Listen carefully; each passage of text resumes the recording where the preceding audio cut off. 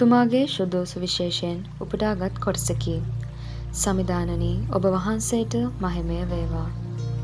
5000ක් සෙනගට කෑම සපයාදීමේ ප්‍රාතිහාර්යයෙන් පසු ජෙසුස් වහන්සේ සමූහයා විසිරුවා හැරියසේක. ශ්‍රී ශ්‍රාවකයන්ටද ඔරුවට නැගී තමන්ට පෙරටුව බෙත්සයිදාව බලා එගොඩට යන්නට අණ දුන්සේක. උන්වහන්සේ ඔවුන්ගෙන් වෙන් වූ පසු යාඥා කරනු වස් කන්දට නැගුණු සේක. සවස් වූ කල ඔරුව මුහුද මැද විය.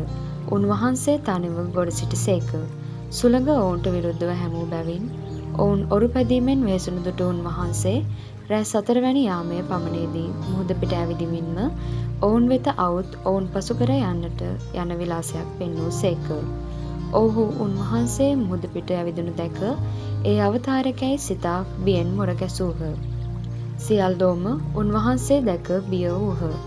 එහෙත් උන්වහන්සේ එකෙනෙහිම ධෛර්ය ගන්න ඒ මමය බිය නොවන්නැයි ඔවුන්ට කියා ඔවුන් සිටි ඔරුවට නැගුණු සේක.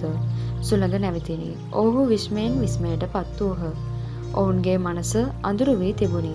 මක් නිසාද රොටී පිළිබඳ සිද්ධිය ඔවුන්ට අවබෝධ නොවූ බැවිනි. සමිදානන් වහන්සේගේ සුභාරංචිය මෙසේය. ක්‍රිස්තුනි ඔබ වහන්සේට ප්‍රශංසා වේවා.